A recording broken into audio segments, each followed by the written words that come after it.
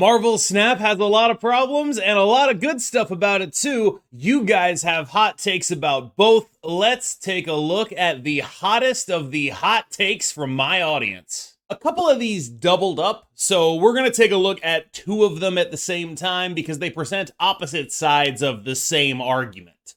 Marvel Snap card acquisition is good. The FOMO Spotlight caches create actually makes people get new game pieces instead of just sitting on a pile of collector tokens like a dragon. The Spotlight system feels worse when most new releases are desirable, especially because they keep reoffering the same old cards and new ones don't reappear for months at a time. I think honestly I could do a whole video on this alone. I've been trying to sort of write up a script for it. I don't normally do scripts, but let's dive into both of these takes because first of all, I do agree that the Spotlight caches are better at getting people to actually pick up new cards. I don't know if people remember what it was like before Spotlight caches, before this FOMO thing was in there, but basically what would happen is there was no reason to pick up a new card until you were 100% sure it was good because you could always get it later, and it might even downgrade in terms of the series it was in. So you were always in a situation where the optimal thing to do was not get the new card. And Spotlight caches, say what you will about them, they have solved that problem. That take is correct. Now, I think the more insidious seems like an over bad word for that, but the more, I think, unprocessed issue that these Spotlight caches create is, I think it's pretty undeniable. I don't know if people are all on the same page about this, but I guess I'll have to present an argument for it. I think it's pretty undeniable that balance for the last, say, 4 months has been significantly better than balance in the previous 4 months, or really in any other 4-month period. When you look at new cards that have been released, if you go back to, say, December, the 4 months prior to that, you have Loki, Mobius, Alioth, you have Blob, you have Miss Marvel, you have Werewolf by Night, you have Elsa. There's 7 cards that had to get major nerfs, seriously big changes within about a month of them coming out. If you just want to go through it, right, Loki had to get an extra energy on it, which is way more significant than a change in power. Energy is maybe the most significant nerf, 2 numbers on a card they can do. They also had to remove the interaction with the collector. Mobius had to get an energy nerf up an entire energy from 2 to 3, so effectively 1.5 times more expensive. Alioth had to get changed 3 times before it became what it is now. You have Werewolf by Night, which, again, an energy nerf, moving it up the curve in a significant way. Going from 3 to 4 for a card that needs to scale is a huge deal, and I would argue almost entirely killed the card. Miss Marvel got not only an additional restriction, but a power debuff as well. You have Elsa Bloodstone, who got moved up the energy curve and got a number on her dragged down. So, her repeated buff is now 2 instead of 3. She is now a 3 cost instead of a 2 cost, and she's still good. You have Blob, who effectively got cut in half, right? Effectively just got cut in half in terms of what this card was doing. This was, a 630. It became a 615. It effectively got its output reduced by about, probably 40% if we're going to ballpark it, right? And I think there's this situation where people look at that and they're like, oh, that's how it's always been. That's not how it's always been. When you look at the past 4 months, in terms of cards that have come out that have had to get nerfed, it's Red Hulk. It's literally Red Hulk. Red Hulk is the only card that had to get nerfed after they released it in the state that it was released. People will say Meek, but they buffed Meek, right? And Meek after the buff is a better card than Meek on release. It's not like they had to nerf release Meek. Even after the buff and the nerf, it's a better card than it was on release. When you look at the last 4 months, it's literally just Red Hulk. And if you had to rank those 7 cards and Red Hulk would be at the bottom in terms of the degree of the nerf. In other words, Red Hulk, of all of those cards, of all the cards that have been nerfed in the last 8 months, of all the most recently released cards that have been nerfed in the last 8 months, Red Hulk got hurt the least. They were the least wrong about Red Hulk. A 2-power nerf on a card that's usually a 617 is not a big deal. They were wrong, but they were off by way less than they've been off in the past. And that's one side of, having better balance, right? The other side of having better balance, though, is that there are a bunch of slots in the season that are typically filled up by bad cards and are now no longer being filled up by bad cards, right? Like what we had previously in the previous 4 months was like these massive hits and then like miss, miss, miss, miss, miss, massive hit, miss, miss, miss, miss, miss, massive hit, miss, miss, miss. And currently what's happening is basically not that. Currently what's happening is it's just hit, hit, hit, hit, hit, hit, hit, hit, hit. And very few of them reach the level of needing to be nerfed, but many of them are right below that level. Right? When you look at a Hope Summers, for example, or something like that, like these are cards that are like right, probably below the level of needing to be nerfed. But if you nerfed them, I wouldn't be like overly upset. It's like you probably could do that in just justifying it on balance alone. There's a lot of cards like that right now. And, you know, some of them are limited, some are not. Some of them are, you know, Proxima Midnight, which is basically required to play discard, right? Or Hope Summers, which is required to play a variety of decks, or Cannonball, which, you know, there's a bunch of decks being built around Cannonball right now, right? And so I think one of the things that's happening is the more they release really good cards, these are cards that are probably, you know, top 10% cards. These are like a lot of their new releases have been, I'll say at minimum, like 25th percentile cards, like where it's like these are in the top quarter of cards in the game. And since so much of Marvel Snap is, you know, you only have 12 cards in your deck, running bad cards is like a really big tax on your deck. You're making a 12th of your deck bad instead of good. You end up in a situation where like a bunch of new cards are coming out. All of them are good. And so it's hard to or impossible to get all of them. And so you're in a situation where it's like, I don't know which one of these I'm supposed to get. You create a new form of decision paralysis. When you look at, say, the March cards, Hope Summers is on the Battle Pass, so if you don't pay $10, you're not getting Hope Summers. She's amazing, right? A card that came out the first week was Pixie, right? And Pixie was a card that everyone was like, I don't really know about this, ended up being very good. Same with Cannonball, a card that everyone was like, I don't really know about this, ended up being very good. The only card that I think everyone was like, oh, this card might be very good was War Machine. It ended up being very bad.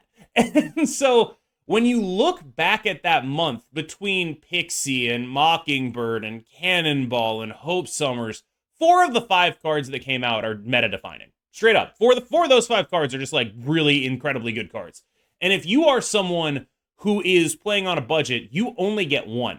And that wouldn't be a problem if they were like limited in archetype the way something like Proxima Midnight and Corvusclave were. But the issue we run into, I think, is that they're a bit too widely expressive, right? There's a lot of good Cannonball decks. There's a lot of good Hope Summers decks. And there's no good replacements for Cannonball and Hope Summers in those decks. And so you end up in a situation where all of these cards are really good and displacing other good cards that you own because they do things that those cards simply do not. And I think that is a major issue with the Spotlight Cash system because it feels like it was calibrated under a balance regime that was worse at balance. That was just straight up worse at understanding what made, because it's not just about the top end cards being less broken, which is true. It's about the bottom end cards being good. And that wasn't a true statement previously. Under previous balance regimes, there were a lot of just like, wow, this card sucks that would come out. None of that has happened since probably mid-February, maybe even early February. Like you could ballpark it from like around probably Cull Obsidian. The last big one where they were like, this is a new card and it sucked and it wasn't exciting at all was Black Swan, right? And I think basically ever since then, the cards have either been A, really good, or B, people thought they were really good, which means they were exciting. And I think that when you're in a situation like that, it's very hard to make it palatable to people who can only get one of these cards a month, especially because so much of Marvel Snap is just running 12 really good cards. My God. That was like the longest hot take segment ever. All right, let's get into another one. Once you decide the game is not for fun, you become better at the game. I don't think this necessarily has to be true. I think it's very easy to have fun and play the game. I wouldn't play this game if I didn't have fun doing it, no matter how good I was at it, right? One way of getting better at a game is by stopping treating it as a game, but I think what this really gets at that I do like, and I think I'd probably try to rephrase it a little bit though, what it really gets at that I do like is that a lot of people define having fun or fun decks as off meta. And a lot of people define off meta in a way that limits them to playing bad decks. Right? They like that is the issue I think of for me, where that like people who play this game quote unquote for fun is that they don't really necessarily play it for fun. It's that they define fun as being unique as opposed to just enjoying the game for what it is. Like, I play meta, I am the meta, and I have a ton of fun. But I think people sort of put those things in opposition, right? Like, oh, you can't have fun just playing Loki. Oh, you can't have fun you can't do that. And it's like, well, I can, and I do. And I think that if more people understood that having fun is not a deck building mechanic, but a gameplay mechanic, I think the game and the people would be in a happier place. I don't think you need to not have fun to get good at the game. I think you need to not stop defining fun as opposed to playing a good deck, right? Like, that's the issue I have. People define having fun as playing something bad. And it's like, well, don't do that.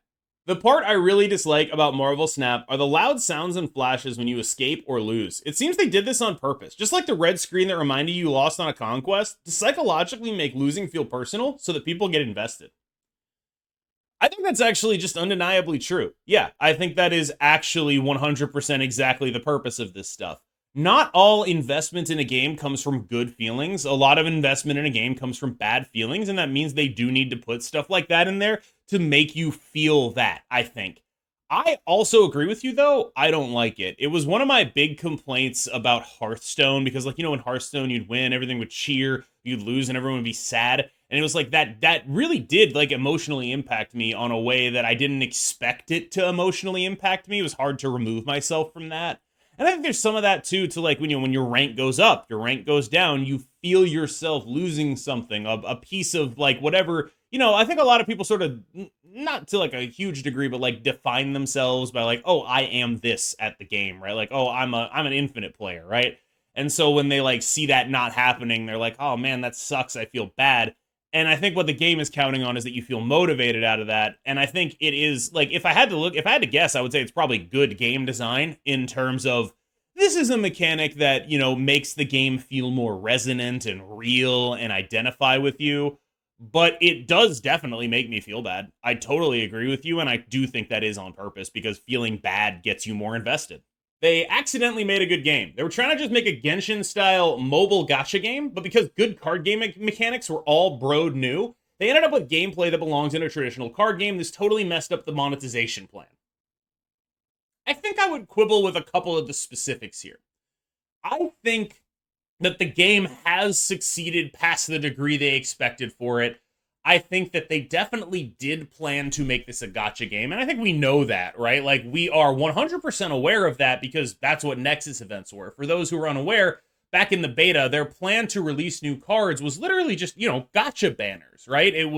That was basically what it was. The banner would pop up, the card would be in it, you would roll on it spending gold, and then you would get the card or you would not get the card, and variants would be in there, things like that. And basically what happened was the entire player base was like, this is 100% unacceptable. You cannot do this. Please rework it.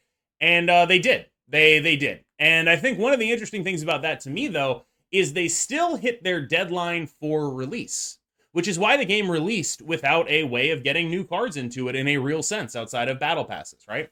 Because I think that deadline was probably locked in before they realized that their community would not tolerate the previous monetization system. So once they had that, they were basically working from like 2 months behind. So that's when we got the original token shop about, 2 months after release. That's about how the timeline sort of makes sense to me. I think they have basically been trying to find a monetization system that works with this game the entire time. It was conceived as one thing, roundly rejected, and they've been working from behind the entire time. And they don't really know how to keep what the issue I think they're having is they are making this much money, like where this is just like, however much money they're making. And they're like, okay, we need to keep making this much money and if possible make more money, but we also need to have this monetization system in a way that makes our players feel good. And I think that is the circle they're trying to square right now. I don't envy them. It seems like a pretty difficult job to me. And I think that it is sort of undeniably true that they did not conceive of the game getting to this level. And they definitely didn't conceive of, we need to remake the monetization system as many times as they have. I do think that is probably true. Now, the game is so successful that I do wonder if, like, maybe there are things they can sort of, make a little bit easier on the players. I think that is entirely plausible, because I think Marvel Snap is a great game for if you are a free-to-play player who is willing to spend time and not need to jump into high-end competitive. Marvel Snap's a good game for you. If you're someone who wants to spend a lot of money and get cool stuff, Marvel Snap's a good game for you. But Marvel Snap is a bad game for like a very specific demographic of people, and that is someone who wants to spend $100 and then just play the same deck at a competitive level. You can't do that in this game. And I do wonder if there is a way to, make those players more accommodated. Without Zabu and Alioth, the meta has become the widest it's ever been. Only got to play with Alioth for 2 weeks after spending tokens before he got nerfed. Okay. I think that is true, but you might not be identifying the correct proximate causes here. I don't know exactly what the specific proximate causes of this were, but if I had to guess, I would propose 3 of them. The first is Thanos is gone. The second is Angela is back. And the third is Alioth is gone, right? Now, I do think that in that order is roughly where I would ballpark it. Thanos being gone is a big reason why there's a lot more playable decks right now, because a lot of what we talked about with Thanos was how it's the everything deck. It does everything. So why would you play a deck that does 75% of what Thanos does, because it just doesn't do 100%, right? And we're seeing right now is like a return of ProfX decks that are not Thanos, right? Because they're able to have a justification for existing now, because they're not just being, worse Thanos all the time.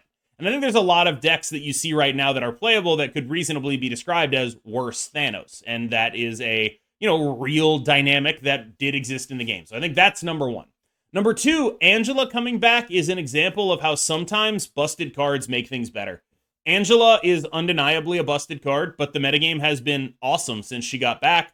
There are Point Slam decks that involve her, and previously Point Slam was slowly getting relegated into like this discard and destroy synergy only space. And that's just not true anymore. Angela has brought back the ability to just play a bunch of good cards in a pile and play just like, here's a bunch of really good cards. And more importantly, it hasn't been busted. There are like combo decks that beat it reliably. There are control lockdown decks that beat it reliably. I honestly think that all of this has added up to it, like the first real, not necessarily rock, paper, scissors meta, but the first meta where it's like there are really 3 distinct styles of decks. There's these Angela Point Slam decks. There's these Hela Phoenix Force Mr. Negative combo decks, right?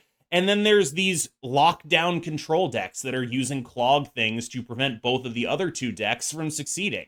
And I think that's like the first time we've had a really well-developed meta triangle in Marvel Snap. It's always just been, different flavors of Point Slam and different flavors of combo. But now we actually have like, okay, here, like, if you want to get weird with it, like here's aggro, combo, and control, right? Like that's what this is. And I think that a lot of that is because of Thanos, because Thanos was just doing all 3 of those things, or at least, 2 of those things. It was getting to like combo level points some of the time during Blob, but mostly it was just like, it was doing at least 2 of those things, points and control, better than anything else. And so now those are actually distinct archetypes, which is fun, I think. I think that's cool. Now, as far as Alioth, I think that is actually the least impactful of these, because all the roles Alioth was previously in are currently being occupied by Cannonball. Like, that's still happening. I don't think Alioth going away really did much. But Thanos Angela, I think that mattered. Howard the Duck is a cube gain rate on decks that want to see their whole deck, like Hela Tribunal, since if your combo pieces are on the bottom of your deck. Here's the issue. In order to play Howard the Duck in that deck, you need to cut a card like Jubilee or Iron Lad or Magic, which does the same thing. I think that if you are playing one of those decks and you are in a situation where there's 2 cards left in your deck and you have a 50-50, that's fine. Like, you're able to do that, right? Like, you are fine with that. You have a 50% chance to win. You're good to take those. Like, that is so real. And I think putting Howard the Duck in your deck to make those either 100% or 0%, it's like, well, what's the point of that, right? Like, you're You're playing for a very specific scenario. You're playing a bad card in order to get to that very specific scenario. And the card you're taking out is one of the cards that actually lets you dig into your deck, right? You are trying to dig into your deck for like any number of like possible combo pieces. You care way more about drawing that card effectively, like what Jubilee would do to get it out of your deck, than you do about seeing what that card is. The actual card draw matters just way more. And so if you're in a situation where you're cutting like Jubilee or Iron Ladder Magic, what you're doing is you're taking out actual effective card draw. And that's a bad thing. Galactus should have never released as a card to unlock and should have stayed as random generation. He was more fun that way. For those who are unaware, before the token shop was released, Galactus and Thanos were like the cards you could only get off like the Raft or like Agent 13. You couldn't actually get them in the game. I agree with this take. They should have never released Galactus. I don't know if he should have stayed as random generation, but they should have never released Galactus. I think Galactus is a perfect example of a kind of design where it's like, this is not a reasonable card that can ever be good. If you release this, it has to be bad. And I think they eventually did get into a spot where it's like, okay, you know what? We released Galactus. We hit him a bunch of times. He has to be bad, so he's going to be bad, right? And I know there's going to be people who watch this and get mad at me. Like, Galactus players can be like, what do you mean he has to be bad? Why does he have to be bad? Because he sucks. He sucks to play against. What he does is take Marvel Snap, a game that is built on having 3 locations, and the interplay between playing cards on those 3 locations as your opponent is playing cards on those 3 locations, and you're competing for multiple locations, and that is a core component of the game and how you play against your opponent. And he turns it into, actually, did you counter me or not? Because if you didn't counter me, I win. But if you did counter me, I lose. That sucks. It's bad gameplay. And I think that they should never have done a card like that. I genuinely do. I think that, like, I would be shocked if they ever do another card like that again. And I think that when you have a card where the fundamental appeal of your game is inverted, where the feeling, I think there's a thing that Brendan often says on the podcast, the Snapshot, which is Marvel Snap, it really feels like you're playing against your opponent rather than playing against your opponent's deck because of the way you are playing on locations. You're like making choices about unit placement each time. Making a card that just says, actually, none of that matters, I think that really sucks. I think that's just a sucky thing to do, and I think they shouldn't have done it. So I generally agree with this take. Mill and Loki players are truly not enjoyable, not because the cards are particularly good, it's because it shows a lack of creativity and critical thinking. It's not hard to play cheaper cards. Mill is weak, but come on, learn how to play a deck. Love players who experiment. I wanted to bring this up because it echoes some of the things I've been seeing. Mill sucks, guys. Like, getting mad at Mill is crazy. This is not a good deck. Like, saying Mill and Loki in the same sentence is offensive to Loki at the highest degree. Mill is a bad deck. I get it, it's kind of annoying. But, like, if you're losing to Mill and saying this deck is OP, I don't really know what to tell you. As far as the creativity bit about it, like the idea that creativity, I really don't know where this came from, right? People love to talk about how creativity is like the only thing that matters in a card game, self-expression, all of that, right? But it's like, you always define that in context. People define what being creative is against the metagame. So if the metagame exists, being creative, it always seems to be like it can't be included in the metagame. You can't be like, oh, let me analyze the metagame and tweak a meta deck to be better against it. That's not creative. That's not creative. You're not being creative if you do that. It's always, this issue comes back to what we were talking about earlier, where people talk about like fun in opposition to the meta, where it's like, why is it that people always define like fun or creativity as bad, right? Like, why is that?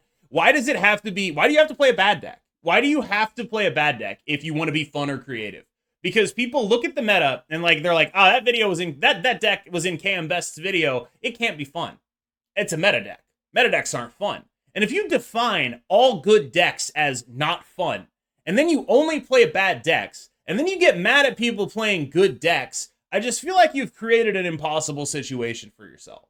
See all these, this deck got me to infinite, which is great. Sharing what's worked for you is a worthwhile thing to show to other people. It might help them too, but not everyone belongs in infinite. I'm not saying don't try, But more people should realize it might not be possible. I have the opposite take. I think that anyone can get to infinite if they put in the time. I do.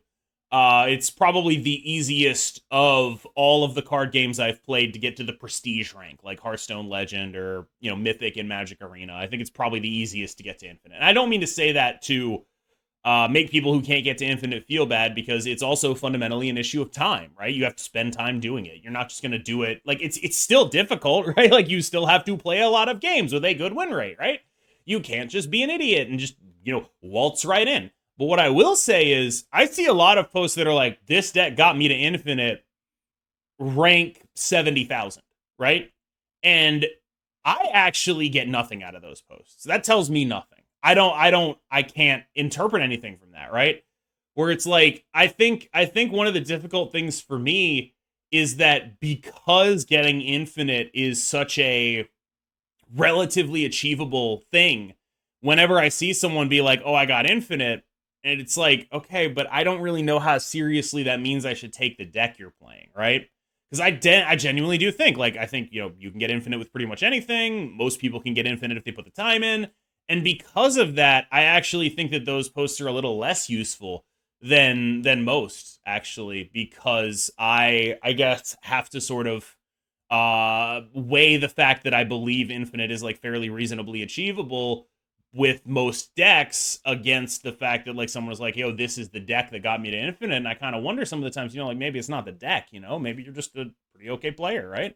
And I tend to think that it's actually pretty easier than people like to think it is to get infinite, personally. I think it's probably the easiest of the prestige ranks in any game I've played. Game is in desperate need of maintenance and upkeep instead of add. They keep adding cards, modes, currencies, bundles. When Conquest hasn't been updated since launch, the game is riddled with bugs, and performance is at an all-time low. I mean, I agree, but again, this seems like a case of you're putting two things in opposition that are not in opposition. I don't really particularly think that Glenn Jones and the card making guys are the reason the game is having performance issues, right? I don't really particularly think that the guy making the bundles is the reason the game is having performance issues. And I think putting these two things in opposition, where it's like, oh, they keep adding stuff and they haven't gone back and done enough maintenance, it's like, maybe. But also, there's nothing the guys who are adding stuff can do about that. Their job is to add stuff. And so if you're saying, they need to like hire more engineers or whatever, yeah, I mean, I'm down with that. But it feels like this tweet is putting two things in opposition that probably are not in opposition. It's not like you're going to go call Glenn Jones and be like, Glenn, I need you to code up a solution to why the client is lagging sometimes. That's just not a thing he's going to do. Like, there are different people with different jobs in the company, and some of them do seem to be doing their jobs a little bit better than others, maybe. I don't really know. But I think there's a bunch of stuff going on in the back end that we don't really understand, right? Like, I don't know why the client's been getting worse and worse and worse. I don't really get it. I would be interested to know what they think about Conquest, personally. Because my impression of Conquest was, this is just me, it was really cool when it was the only place that had no bots in it. But as soon as they took the bots off of Ladder, I just went back to playing Ladder, right? And so Conquest is this thing where it's like, I wouldn't be shocked if their internal metrics showed it being, really exciting and cool for like 2 to 3 months. And then once the leaderboard came out, it was like all the people who were like, oh, well, we're just going to leave then. Because it went from being the place where you could guarantee, good games against human opponents to not being the place for that. And Ladder is the place for that now because of the way Conquest matchmaking works. So like, when you talk about like why Conquest hasn't been updated, I would be just very interested to see player data. Like that would be my thing. Like, why hasn't this mode been updated? I kind of wonder how many people are even still playing it on a regular basis for anything other than just getting the rewards. And if it's mostly just a reward farming thing, I just feel like there's probably easier ways for them to implement that. Yeah, I don't know. I think that like I have been annoyed by the performance issues in the client. I don't really know why they're happening, obviously. But I don't think it's necessarily because, like, you're looking at this holistically, and I don't think you can, right? Like, I don't think you could be like, oh, well, they keep adding stuff and they aren't fixing stuff, and that's obviously the fault. Like, that's obviously like the same dynamic at play. And I don't think it is. I think they just, got into a better groove with making cards, and they're good at making cards now, and they just can do it. And that is happening independently of whatever's going on in client. I don't necessarily disagree with the any of the statements in this tweet, but I disagree with the way it seems they are positioned, which is to say, it feels like this tweet is implying that they're overly focused on adding things and not focused enough on fixing things, when it's more likely that they just have a workflow like that part of the company is better at doing things than the other part of the company. There 1000% is some kind of mixed matchmaking system. Every single online game has one. It's proven that keeping players in a permanent 50, 60-ish winning percentage maximizes engagement. It's impossible to convince me otherwise. All of that is true, right? Like, you want players to have about a 50% win rate. You don't want them to go like super high. Yeah, totally. 100% true. Here's what I know about Marvel Snap's matchmaking system. There's protections for lower collection levels that I think go away as you're like making your way to the end of Pool 2. But Pool 1 players will always play Pool 1 players until they hit Infinite. Pool 2 players will always play Pool 2 players until they hit Infinite. And then they get thrown into the deep end a little bit. I don't know if there's like further brackets going up. I haven't seen any evidence of them, but I wouldn't be shocked if they did exist. And then they have an MMR system. And MMR is like, the classic MMR system, I guess, would be like ELO, which is how chess does it, right? Like the higher up you get, the better players you play. That's just how it goes. Like you get more points from beating a better player, less points from beating a bad player. You still end up going upward as long as you keep winning, but it tends to like even you out at where you effectively belong, right? And MMR systems sort of operate like that, right? They're like very modified versions of that depending on the game you're playing. And I think there's an argument as to whether MMR systems make sense in a card game when so many games can be determined by variance. But I think one of the things that makes MMR make way more sense in a game like Snap is how much control you have over the stakes. Like in a game like Magic, it feels like, anyone can beat anyone. I've beaten Reed Duke in a match of Magic before. He's better than me at Magic. I've beaten him though, right? Like anyone can beat anyone. And in Snap, it's like, yeah, anyone can beat anyone, but what matters is the way you manage the stakes. And that makes MMR, I think, a little bit of a better fit here than it is in other card games. When you talk about what keeps players at a 50% win rate, playing people they're equivalently as good at will do that. Like, you don't need another thing on top of that. You don't need like a deck-based matchmaking thing or like a thing that's like, this guy won 3 games in a row. Let's give him a bad game, a deck against the counter, right? All that stuff doesn't need to exist because MMR covers that for you. If they keep winning, they'll keep going up. If they eventually hit a point where the people they play against are, about as good as them, they'll have a 50% win rate. Boom, we did it. Like, it's actually already a solved issue. It always bugs me when people are like, well, you understand they want people to get a 50% win rate. They obviously need to rig the system for this to happen. It's like, no, they don't. They just have to make you play against enough people who are about as good as you are. Done. There's your 50% win rate. It already exists.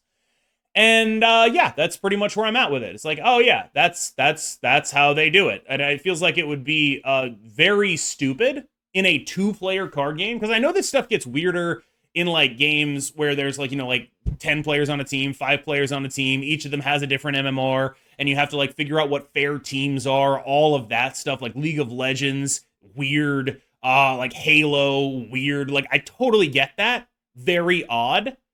But in a 1v1 card game where 2 people are involved, they both just have one number associated with them, it's actually very easy to make a system that just, oh, well, this person is this good, and this person is this good, and therefore they match up. And then when one person keeps winning and winning and winning and winning and winning, and the other one stays where they are, well, suddenly they're going to start playing against better and better and better and better people. Oh, okay. That makes perfect sense to me. Like that feels like it covers all the need for getting people to a 50% win rate to a degree that there would be no other thing that you need to do that. There's no need for like a mixed matchmaking system where it's like, oh, well, this guy's playing on reveal, let's give him the Cosmo deck. There's no need for that. It'll happen naturally because you're going to keep playing players who are better the more you keep winning.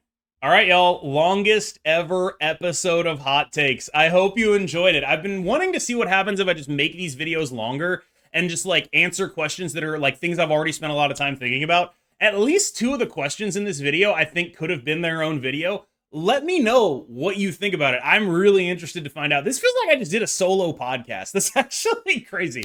I just did a solo podcast. I guess we're going to figure out how this goes. If you made it this far in the video, please like and subscribe. I want this to be dope because I would love to keep doing stuff like this in the future. Thank you. Thank you so much. As always, I've been Cam Best. You've been phenomenal. I'll see you in the next one.